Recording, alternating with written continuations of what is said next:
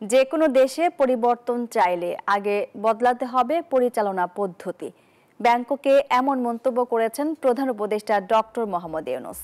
বৃহস্পতিবার ব্যাংককে বিমস্টেক সম্মেলনে ইয়ংজেন ফোরামে ভাষণে তিনি আরও বলেন, বদলে যাওয়া বিশ্বে তরুণরাই দেখাবে নতুন পথ। প্রধান উপদেষ্টা বলেন, দারিদ্র্য দূর করতে অর্থ নয়, প্রয়োজন কর্মক্ষেত্র। জানান, শুধু উন্নয়ন নয়, মানবাধিকারের সাথে একটি দেশের সকল কিছু জড়িত। কাল মূল সম্মেলনে যোগ দেবেন তিনি। একই সঙ্গে বিমস্টেক সদস্য দেশের নেতাদের সঙ্গে দ্বিপক্ষীয় বৈঠক করবেন। এদিকে বান্ডেল থাকলে প্রতি সেনমানিতে টাকা বাঁচবে।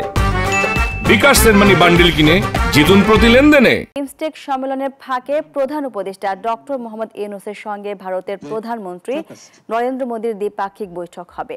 স্থানীয় সময় শুক্রবার বিকেল ৩টা ৪৫ এই বৈঠক হওয়ার কথা রয়েছে।